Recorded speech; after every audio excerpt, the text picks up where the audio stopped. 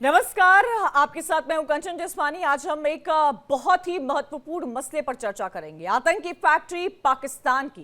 पहलगाम में गोलियों की गूंज थमी नहीं है। इस्लामाबाद के इरादे फिर बेनकाब हो गए हैं। दिल्ली से लेकर दुनिया के हर उस कोने तक जहां आतंकवाद एक जहर की तरह फैल चुका है, आज सिर्फ एक ही नाम गूंज रहा है, पाकिस्तान।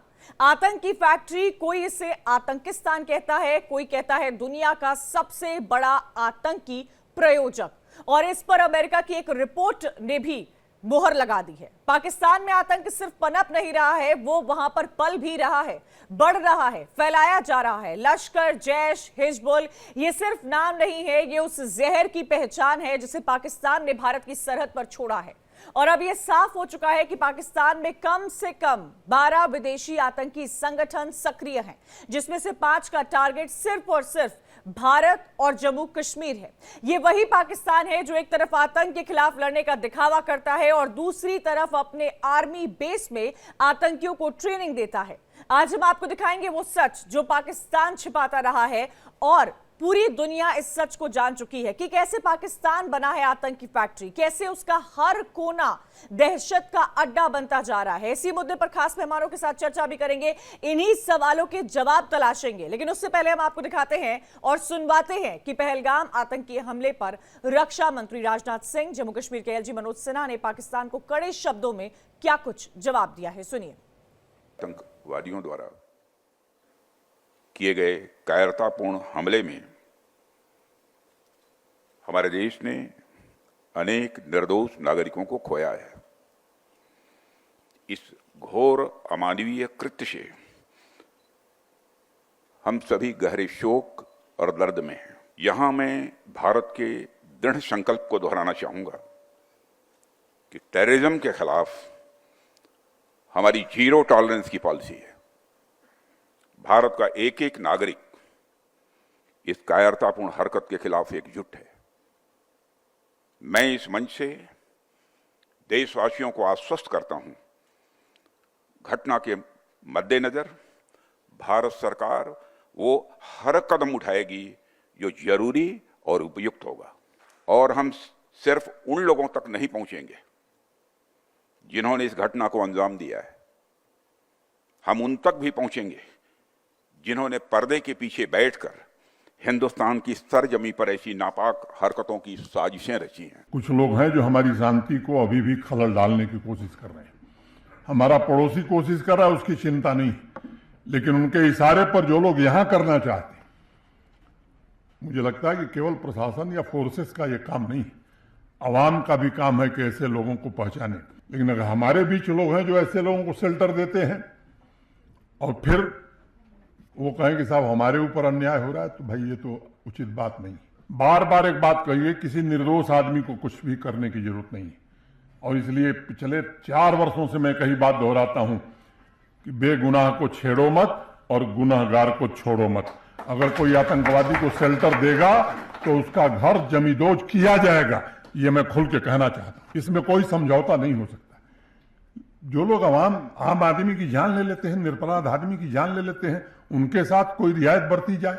और कुछ लोग बयान दे रहे हैं कि साहब बड़ा अत्याचार हो रहा है। ये अत्याचार नहीं है। मैं समझता हूं कि न्याय का यही सबसे बड़ा तकाजा है और ये न्याय हो रहा है और आगे भी ये न्याय होता रहेगा। और इसी बीच बड़ी खबर का रुख करते हैं, जम्मू कश्मीर के बांदीपोरा से आ रही है, जहां पर पुलिस को बहुत बड़ी कामयाबी मिली है। 2 संदिग्धों को पकड़ा है पुलिस ने। आरोपियों के पास से AK-56 बरामद की गई है। पुलिस ने एक चाइनीज ग्रेनेड को भी बरामद किया है। इस वक्त की बड़ी खबर आपको बता दें, जम्मू कश्मीर के बांदीपोरा से आ रही है, जहां पर पुलिस को बड़ी कामयाबी मिली है। 2 संदिग्ध को पकड़ा गया है। 2 सस्पेक्ट बताए जा रहे हैं। उनके पास से AK-56 बरामद किया गया है। साथ ही साथ एक चाइनीज ग्रेनेड भी बरामद किया गया है। इस वक्त की बड़ी खबर आपको बता दें, लगातार सेना का यहां पर सर्च ऑपरेशन जारी है, ज्वाइंट ऑपरेशन हो रहा है। उन सबके बीच में एक जो भी अपडेट आ रहे हैं वो आप तक आपको पहुंचा रहे हैं। और इसी पर चर्चा करेंगे जो कुछ जम्मू कश्मीर में हुआ है, जिससे सिर्फ जम्मू कश्मीर ही नहीं पूरा देश सकते में। हमारे साथ air vice marshal retired OP Tiwari है, डिफेंस एक्सपर्ट के तौर पर जुड़े हैं, दीपक बोहरा है, पूर्व राजनयिक है, एजाज अहमद है, जर्नलिस्ट पाकिस्तान से, वो भी हमारे साथ जुड़े हुए हैं। आप सभी का स्वागत है। और जो तस्वीरें लगातार हमारे पास आ रही हैं, जो लगातार आप कवरेज देख रहे हैं इंडिया डेली पर, उससे सिर्फ हम या आप नहीं, पूरा देश, पूरा इंटरनेशनल मीडिया तक सकते में है। तरह तरह के रिएक्शंस इस पर सामने आ रहे हैं। ओपी तिवारी जी, मैं आपसे ये समझना चाहूंगी, पहले तो मैं आपकी प्रतिक्रिया लेना चाहूंगी और मैं ये समझना चाहूंगी आखिर कब तक पाकिस्तान इस तरह के हमले करता रहेगा, पाकिस्तान की नापाक साजिशें लगातार सामने आती रहेंगी। देखिए, ये एजाज जी सामने बैठे हुए हैं, मैं इनसे कहना चाहूंगा कि देखिए, पाकिस्तान में आर्मी कंट्रोल है प्रत्यक्ष रूप से या अप्रत्यक्ष रूप से 1956 ऑनवर्ड्स। 53 में उनका कॉन्स्टिट्यूशन अडॉप्ट हुआ था, 56 से आर्मी ने टेक ओवर कर लिया था। एजाज साहब भी दिल खोल के नहीं बोल सकते बिकॉज इनका डर है।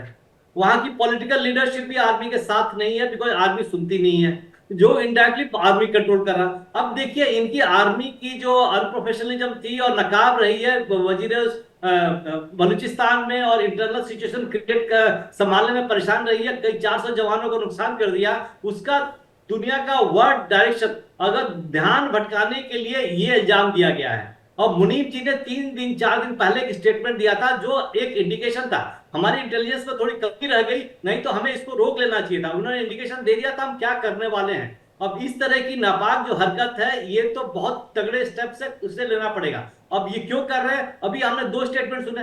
रक्षा मंत्री ने क्लियर कर दिया कि हम जहां से ये प्लानिंग हो रही है, जो रच रहा है, जिसकी सोच है, उसको भी नहीं छोड़ेंगे। बाकी जिन्होंने अटैक किया तो वो तो घर मारे जाएंगे। उसके बाद अपने लेफ्टिनेंट गवर्नर का क्लियर कट सुना कि बहुत सारे लोग ऐसे हैं जो यहां रह के हिंदुस्तान में उनको सपोर्ट कर रहे हैं।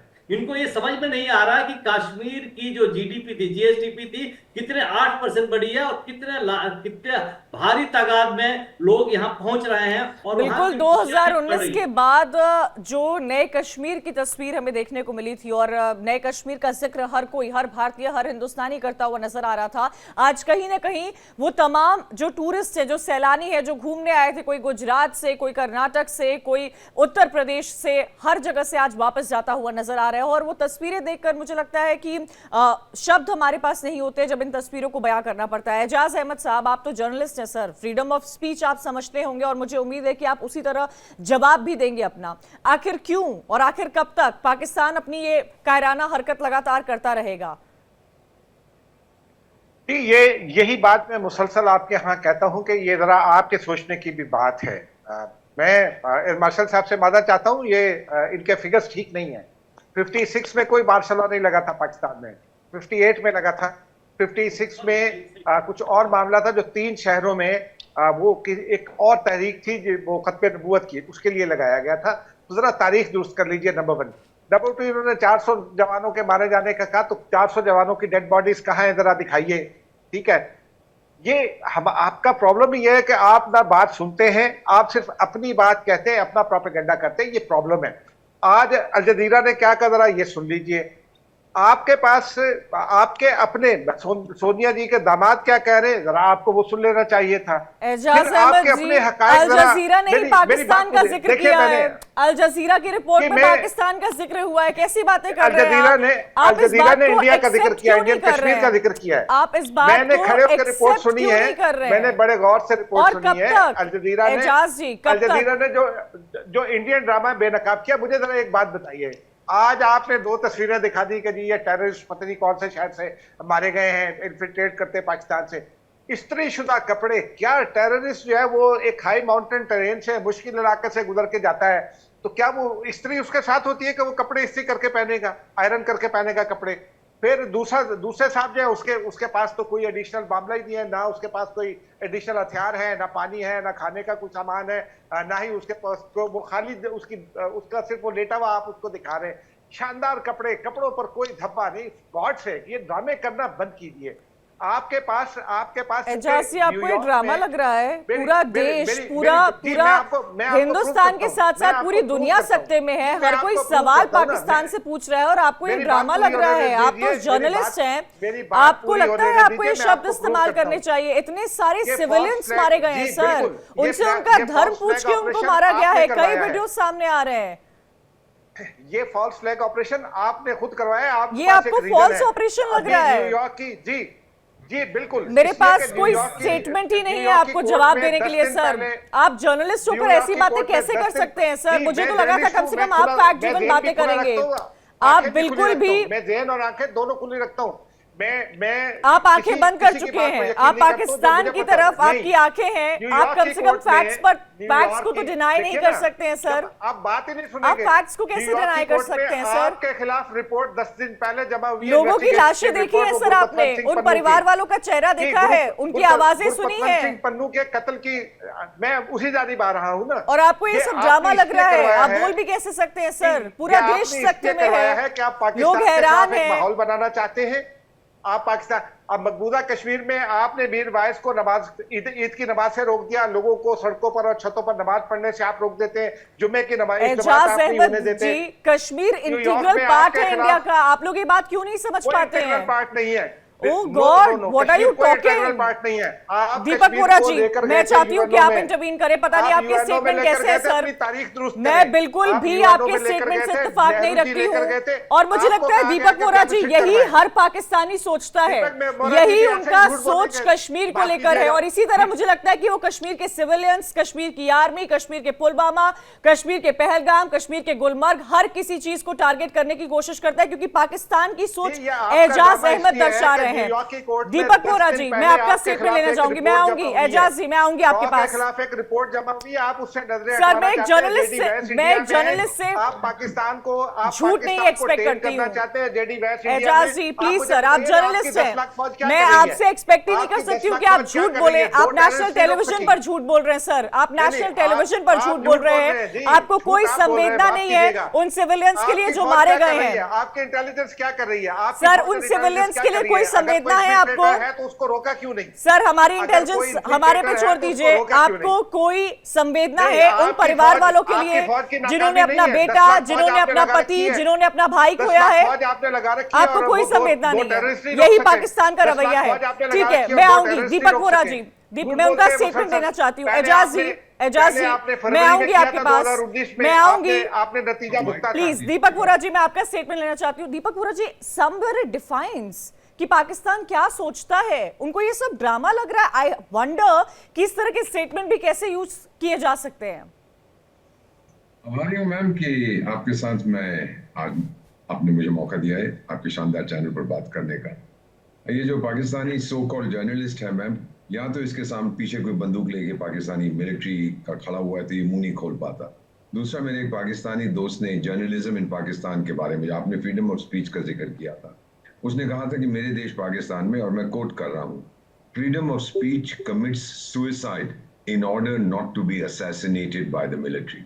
नतीजा वही होता है, दोनों इश्यूज में, दोनों अपॉर्चुनिटीज में वो मार जाती है। Freedom of I'm not here to speech listen your sermons. इसको देखिए जरा, इसका I'm चेहरा not here to देखिए, listen your और sermons. हाँ इसमें I'm किसी not, को सुनने की here to क्षमता है। listen your इसका माइक काट दीजिए ma'am, nonsense. Please please cut his mike. Ejaz ji, आपके बीच में कोई नहीं बोल रहा था। Please please sir, Deepak Vora ji को उनकी बात पूरी करने दीजिए। आपके बीच में एक एक करके सब अपनी बात रखेंगे। आप प्लीज इस तरह इंटरवेंशन मत कीजिए। प्लीज एजाज जी, पता नहीं कौन से मदरसे का पढ़ा हुआ है, आप खामोश। अब मैं आपको बताता हूँ नहीं, मैडम, इसको मेरा क्या सवाल फायदा है मैम, ये चीखता रहेगा, चिल्लाता रहेगा, इसका माइक ऑफ कर दीजिए। एजाज जी प्लीज बीच में नहीं बोलिए। दीपक वोरा की बारी है, उनको बोलने दीजिए। जी दीपक जी, आप अपनी बात पूरी कीजिए। शुक्रिया। मैं आपसे ये कह रहा था कि मैम, आपके चैनल ने हमको बता दिया है कि वहां पर क्या हुआ है। ये हम सब जानते हैं, हमला हुआ है, इतने लोग मारे गए, एंड इट्स टेरिबल, हम लोगों का दिल रोता है। हमारी ट्रेनिंग फॉरेन सर्विस में ये होती है, कूटनीति में, कि क्यों हुआ है। हम इसके 3 कारण मेन आपको तुरंत बता देता हूँ।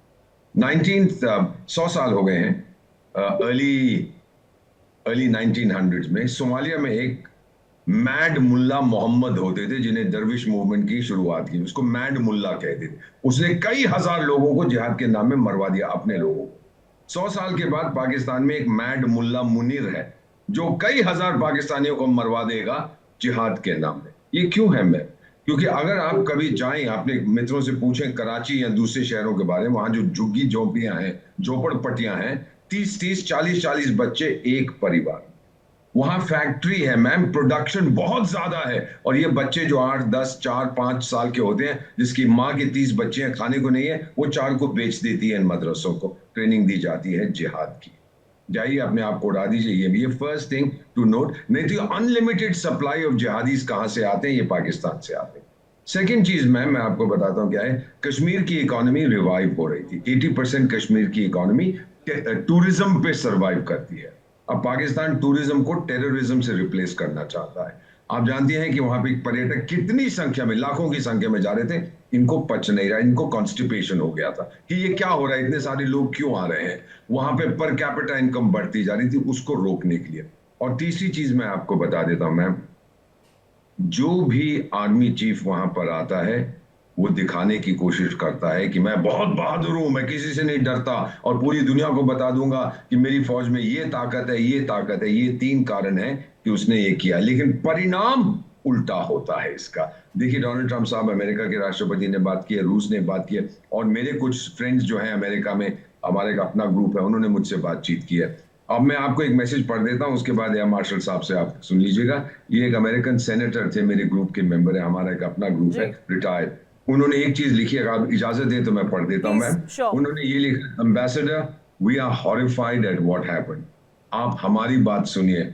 हम पनामा में गए थे, मैनुअल नोरिएगा को बाहर निकाल के लाए थे, उसको हमने जेल में डाला, चाबी फेंक दी। अब हमने जो किया था ओबीएल का मतलब ओसामा बिन लादेन और अयमन अल जवाहिरी के साथ, आप वैसा ही करिए।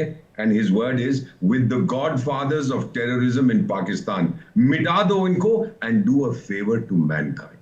इससे बड़ी चीज मैं क्या कह सकता हूं, मिटा दो ताकि ये लोग, दुनिया का जो बोझ है हट जाए। और इसके जैसे जर्नलिस्ट जो ये साहब यहां बैठे हैं, जो पता नहीं क्या क्या कह रहे हैं, मैडम इनको सच बोलने की आदत नहीं, डरते हैं। Pakistan is a nation that lives in fear, in डर। सच्चाई का सामना ये लोग नहीं कर सकते। इससे ज्यादा मैं कुछ नहीं कहूँ। ओपी तिवारी जी, इस वक्त आप देखिए दिल्ली में मीटिंग चल रही है, श्रीनगर अमित शाह पहुंचे थे, मनोज सिन्हा के साथ पहुंचे थे, सीएम के साथ मुलाकात हुई, स्थिति का जायजा लिया, लोगों से मुलाकात की, परिवार वालों से मुलाकात की। जो तस्वीरें सामने आ रही हैं उस पर कोई भी रिएक्शन नहीं दिया जा सकता है। कई तो ऐसी तस्वीरें हैं जो लोग अपनी छुट्टियां मनाने के लिए गए थे, पूरे परिवार के साथ गए थे, कुछ की शादी 2 महीने पहले हुई थी, किसी की शादी को कई साल हो गए थे और एनिवर्सरी सेलिब्रेट कर रहे थे। एक सेलिब्रेशन कैसे मातम में तब्दील हो गया, ये हम सब देखते ही देखते रह गए और कुछ शब्द ही नहीं निकल पा रहे हैं। पता नहीं उन परिवार वालों पर क्या बीत रही होगी जिन्होंने अपने आंखों के सामने अपने घर वालों को जाते हुए इस तरह देखा होगा। लेकिन इस वक्त भारत की स्ट्रैटेजी क्या होनी चाहिए, किस तरह जवाब देना चाहिए? और क्योंकि लगातार जो मीटिंग हो रही है, पीएम का अपने इंटरनेशनल टूर से जल्दी वापस आ जाना, अमित शाह का तुरंत श्रीनगर पहुंचना, वहां पर जाकर लोगों से मुलाकात करना, स्थिति का जायजा लेना, एक के बाद एक एडमिनिस्ट्रेशन से मीटिंग होना, क्या ये तो साफ तौर पर संदेश देता हुआ नजर आ रहा है कि भारत की सरकार एकदम से इस वक्त डिटरमाइन नजर आ रही है? देखिए, ऐसी सिचुएशन है जहां पर महत्वपूर्ण कदम लेने पड़ते। ये कदम 2-3 तरफ से होंगे। पहले हमें कॉन्सुलेट को समन करना चाहिए, उनको वापस करना चाहिए। वाटर ट्रीटी है, उस पर भी हमें कुछ आगे बढ़ना चाहिए। दूसरी चीज है कि एक्सटर्नल अफेयर्स की कोशिश करना चाहिए कि पाकिस्तान को आइसोलेट करें। वो सबसे इंपॉर्टेंट है। मिलिट्री रिएक्शन कैसे होगा, इसके बारे में मैं कुछ कहना नहीं चाहूंगा, ये सही भी नहीं होगा, बिकॉज सरप्राइज एलिमेंट अत्यंत आवश्यक है। कब होगा, कैसे होगा, ये बहुत महत्वपूर्ण है। और हमारी सेना पूरी तरीके से एफिशिएंट है, मतलब तैयार बैठी रहती है कि कैसे करना है। बिकॉज हम लोग यही रिसर्च करते रहते हैं, हम यही काम करते रहते हैं कि हमें कैसे करना, कब हमें खाली आदेश की जरूरत है। इसके बारे में कुछ भी डिस्कस नहीं करना चाहूंगा। इतना ही कहूंगा कि तैयार है और ऐसा झटका देंगे पाकिस्तान को, उसको समझ में नहीं आएगा कि पहले जो पिछले जो 2 अटैक्स हुए थे उससे काफी कई गुना। ओपी तिवारी जी, मैं एक और चीज आपसे यहाँ समझना चाहती हूँ, क्योंकि आप डिफेंस के एक्सपर्ट हैं और देखा भी होगा आपने कई चीजें क्लोजली। सर, ऐसी एरिया जो टूरिस्ट स्पॉट है, जहां पर हर मौसम, चाहे ठंड हो या समर वेकेशंस हो या विंटर्स में जो स्नोफॉल से विंटर्स में पूरी तरह से छाया रहता है, जहां पर लोग जाना पसंद करते हैं, जो साउथ ऑफ कश्मीर में पड़ता है, जो एक बहुत बड़ा टूरिस्ट स्पॉट समझा जाता है, वहां पर क्या चूक हो गई सर? और क्यों ऐसी चूक हो गई? वहां पर इन तमाम टेररिस्ट की एंट्री इतने इजीली कैसे हो गई? देखिए कंचन जी, इसमें बात कहना चाहूंगा कि रोड पे इतने स्ट्रिक्ट है, सब जगह स्ट्रिक्ट है। एक टूरिस्ट स्पॉट है, वहां पर कोई पुलिस पोस्ट नहीं है, एक भी पुलिस नहीं था। वो पोस्ट तो रहा होगा, मैं जानकारी नहीं दे सकता हूँ, लेकिन उस वक्त कोई भी पुलिस नहीं था जो कि ऑटोमेटिक वेपन के साथ हो, कम से कम 1-2 टेररिस्ट को तो न्यूट्रलाइज करे। ये तो बहुत बड़ी कमी रह गई है। सेकंड क्योंकि बहुत दूर नहीं है, इतना इंपॉर्टेंट जगह है और हर जगह पुलिस डिप्लॉयड रहती है। हमारे जहाँ जो कॉम्प्लेसेंसी सेट हो गई थी पिछले 2 साल से, हमें इससे बाहर निकलना पड़ेगा। बिकॉज इनका जो पैटर्न है अटैक का, पहले खाली सीआरपीएफ, आर्मी, मिलिट्री पर काम करते थे, पठानकोट अटैक करते थे, लेकिन अभी धीरे धीरे पिछले 3-4 साल से उन्होंने आइसोलेट करके हिंदुओं को, कुछ नॉन कश्मीरीज को मारना शुरू किया था। और ये तो खैर अल्टीमेट हो गया। ये तो मेरे ख्याल से इन्होंने इजराइल का सीखा, जैसे हमास ने कैसे अटैक किया था, किस सिचुएशन में अटैक किया था, जहां पर कोई निशान नहीं है। बट पुलिस को नहीं होना, ये एक बहुत बड़ा क्वेश्चन मार्क है। इसकी वजह से ये ज्यादा सक्सेसफुल हुआ है। अभी जैसे करीब काफी लोगों को इन्होंने कश्मीर में पकड़ा है। कश्मीर आगे बढ़ रही है, लेकिन हम सोचे कि वहां के 100% जनसंख्या एक विकास के वजह से हमारे पक्ष में और इससे टेररिस्ट एक्टिविटी से दूर हो जाए, ये संभव नहीं है। जी, एक वक्त आया था जब कश्मीर में हम स्टोन पेल्टिंग की बात करते थे, लेकिन वो वक्त चला गया। स्टोन पेल्टिंग खत्म हुई, वहां पर तस्वीर बदली। वहां का जो युवा है वो एजुकेशन, वो यहाँ तक कि कश्मीर में स्पोर्ट्स बहुत आगे हुआ। कश्मीर में फुटबॉल की ऐसी फेडरेशंस है जो हमने बहुत बड़े बड़े सिटीज में तक नहीं देखी है। तो एजुकेशन, स्पोर्ट्स, बिजनेस वुमेन वहां पर बहुत, सेल्फ हेल्प ग्रुप बहुत अच्छे से वर्क कर रहे हैं। एक तरफ इतनी तरक्की करने के बाद जब इस तरह की खबरें सामने आती है, इस तरह के लोग सामने आते हैं, क्या जो वहां के लोकलाइट्स हैं ओपी तिवारी जी, क्या अब भी वो शामिल होते हैं? क्या इस पर कोई स्टेटमेंट या कोई एक्सपीरियंस जो आप बताना चाहें? देखिए, लोकलाइट्स तो काफी सेटिस्फाइड है। आप देखिए पूरे कश्मीर में उन्होंने स्ट्राइक किया हुआ है, अपना रिएक्शन लोग दे रहे हैं। लेकिन इसमें कुछ ऐसे भी लोग हैं जहां टेररिस्ट एक्टिविटी कम हुई तो उनकी नौकरी और इनकम कम हो गई है। जो बाहर से पैसा ज्यादा लेते थे और 500-500 रुपए लेके उनको स्टोन पेंटर करते थे, उनकी नौकरी कमी हो गई है, उनकी इनकम कम हो गई है। वो टारगेट है जो इस तरीके की एक्टिविटी में, वो हमारे बीच में है, इस तरह की एक्टिविटी में इनका साथ दे रहे हैं। और ये जो जितने भी, मैं तो नहीं कहूंगा कि ये टेररिस्ट है, मैं तो कहूंगा कि ये पाकिस्तान आर्मी के एक्सटेंडेड डिफरेंट बटालियंस है। क्योंकि इतना दूर ट्रेवल करके कोई टेररिस्ट 5 दिन की ट्रेनिंग से नहीं कर सकता। वो स्पेशल फोर्सेस के आदमी होंगे। प्रूफ करना तो इतना आसान नहीं है, लेकिन मैं बिल्कुल सर्टेन हूं इस तरह की एक्टिविटी को इल्जाम देने के लिए, फ्रूटफुल करने के लिए वी रिक्वायर ट्रेन्ड सोल्जर्स। जो स्पेशल फोर्सेस जो होंगे, बहुत ट्रेनिंग होगी। सारी एक्टिविटी में एक्सपर्ट है। जंगल में रहना है, क्या जानवर खाना है, कैसे रहना है, कितना सर्वाइव करना है, ये कोई एक नॉर्मल टेररिस्ट, जैसे उनकी यूनिफॉर्म्स भी ओपी तिवारी जी कैमोफ्लेज थी, ये तमाम चीजें कहीं ना कहीं उस ओर इशारा करती है जिस बात का जिक्र आप कर रहे हैं। यस बिल्कुल, मैं सहमत हूँ। इसकी प्रोबेबिलिटी काफी ज्यादा है। मैं नहीं कहूंगा 100% है, बट इसकी प्रोबेबिलिटी बहुत ज्यादा है। एजाज अहमद जी, ये देयर आर सर्टेन क्वेश्चंस, बहुत सारे कुछ सवालात हैं। अगर तिवारी जी, सर क्वेश्चन तो हमें पूछने चाहिए एजाज जी, हम क्वेश्चन पूछेंगे। देखिए ना, नहीं, तिवारी जी ने एक बात की, एक सवाल उसी से है। भाई, आप अपने आर्मी चीफ से क्यों नहीं पूछते, आप अपने इंटेलिजेंस हेड से क्यों नहीं पूछते? नंबर 1। नंबर 2 ये है कि कश्मीर में कल जो वाकया हुआ पहलगाम में, उससे आधा पौना घंटा पहले आप अपना रिकॉर्ड चेक कर लें। तकरीबन 500-550 ट्वीट्स आई अचानक पाकिस्तान मुखालिफ।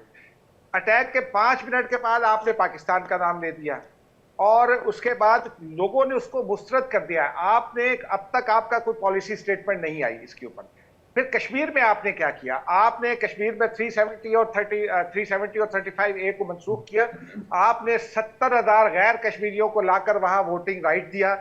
क्या ये आप जायज कर रहे हैं? आपको यूएन ने कहा प्लेबिसिट कराएं। आप पाकिस्तान से हैं, मैं आपका पाकिस्तान के प्रति प्रेम समझ सकती हूँ, लेकिन हमारा भी कश्मीर के प्रति बहुत स्नेह है। आपको उतना स्नेह नहीं रखना चाहिए। आप कैसे 370 पर कमेंट कर सकते हैं sir? 370 is an integral part of India. Important बात है सर, आपको ये हमारे देश की डिसीजन मेकिंग पॉलिसी पे आप कैसे कमेंट कर सकते हैं एजाज अहमद? क्षमा रोशन होती है ना, उनके लिए ये जो आप हमें ये झूठा एक प्रोपेगेंडा दिखा रहे हैं ना कि इतनी तरक्की हो गई, ये हो गया, जीडीपी इतनी बढ़ गई, फलां इतना बढ़ गया। बिल्कुल बड़ा है, बिल्कुल बड़ा है। कश्मीर की तस्वीर बदली है, कश्मीर की तस्वीर बदली है, शायद इसीलिए आपको कोई अच्छा नहीं लग रहा होगा। बड़े सईद को तो अंग्रेजों से आजादी लेने की जरूरत ही नहीं थी। इंडिया पाकिस्तान ने मिलकर बांग्लादेश, बड़े सईद में आजादी ली ना, क्यों ली थी?